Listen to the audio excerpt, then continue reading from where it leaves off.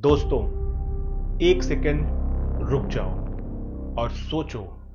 एक मुल्क जो न्यूक्लियर बम रखता है आज आईएमएफ के ऑफिस के बाहर खड़ा है, मदद मांगने के लिए गिड़गिड़ा रहा है। पाकिस्तान की बर्बादी अब कोई अफवाह नहीं, यह 2026 की सख्त हकीकत है। आज मैं आपको वो सब बताऊंगा जो मेन स्ट्रीम मीडिया हमेशा छुपाता है।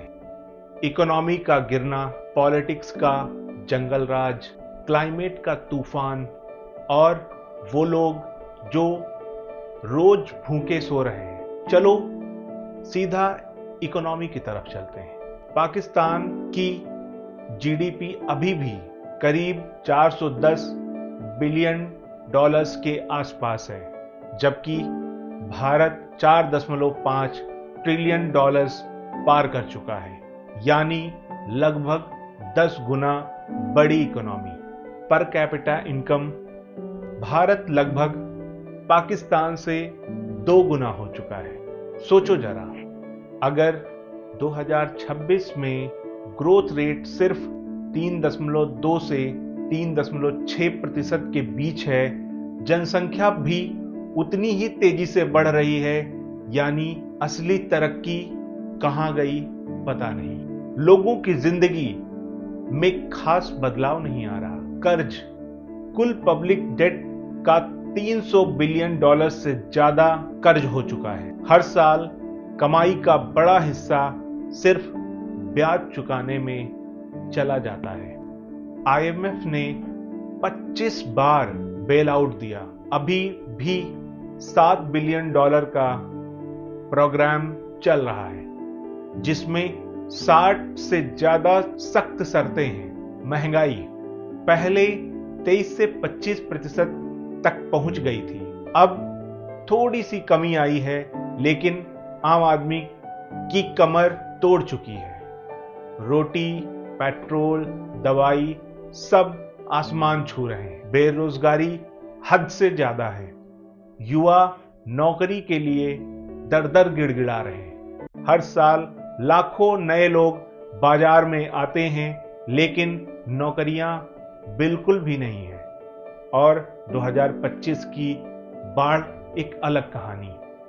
फिर से तबाही, हजारों लोगों की जान गई, लाखों प्रभावित हुए।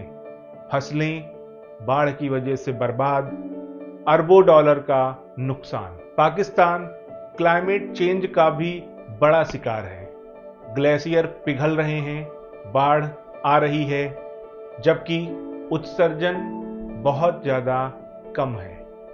क्या यह इंसाफ है? अब असली दर्द, जिससे कोई नहीं उबर पा रहा। राजनीति में 2022 में इमरान खान की सरकार को अविश्वास प्रस्ताव से गिरा दिया गया, उन्हें जेल में डाल दिया गया, केस लगाए गए, समर्थकों पर कार्रवाई हुई। 9 मई की घटनाओं के बाद सेना और जनता के बीच टकराव हुआ, जबरदस्त टकराव हुआ। 2024 के चुनाव, इसमें भी धांधली के आरोप लगे, निर्दलीय उम्मीदवार जीते, लेकिन सिस्टम ने उन्हें भी दबा लिया।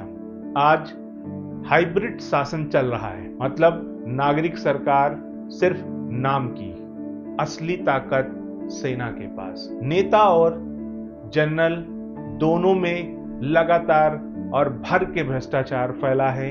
सेना का अपना बिजनेस, साम्राज्य, कंपनियां, जमीन, रियल एस्टेट।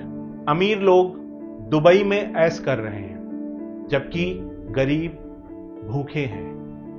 आतंकवाद फिर से आसमान छू रहा है। टीटीपी के हमले, बलूचिस्तान में अशांति, नेतृत्व की लगातार लड़ाई, वंशवादी राजनीति और गलत प्राथमिकताओं ने देश को अंदर से खोखला कर दिया। दोस्तों, यह सिर्फ नेतृत्व की नहीं, पूरे सिस्टम की विफलता है। लोगों की जिंदगी कैसी है? मिडिल क्लास तो खत्म ही हो रहे हैं, गरीबी अपने चरम पर है, ब्रेन ड्रेन जारी है। डॉक्टर, इंजीनियर, टैलेंटेड युवा देश छोड़ रहे हैं क्योंकि यहाँ उम्मीद खत्म ही हो गई है। हर साल क्लाइमेट डिजास्टर जैसे बाढ़, हीट वेव, स्मॉग इत्यादि आते ही रहते हैं। पाकिस्तान उत्सर्जन में कम योगदान देता है, लेकिन नुकसान सबसे ज्यादा झेलता है। अब भारत से तुलना करो। भारत में 6 से 7% की ग्रोथ, इंफ्रास्ट्रक्चर का विस्तार, नौकरियां, डिजिटल इकोनॉमी अपने एक्सट्रीम लेवल की तरफ बढ़ रही है। और पाकिस्तान में आपको बताया ही, हर साल नया संकट।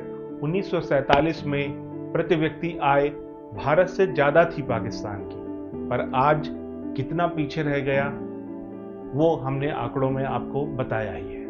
यह खोए हुए मौकों की कहानी है। दोस्तों, पाकिस्तान की यह बर्बादी सिर्फ उनकी नहीं, यह उनके पूरे लोगों के लिए सबक है। भ्रष्टाचार, दूरदर्शिता की कमी और सैन्य पर खर्च, इन सबने देश को इस हालत में पहुंचाया है। क्या पाकिस्तान अब संभल पाएगा? क्या सुधार होंगे? क्या लोगों की आवाज सुनी जाएगी? कमेंट में आप जरूर बताएं। उम्मीद है ये वीडियो आपको पसंद आया होगा। आज के लिए इतना ही। जय हिंद।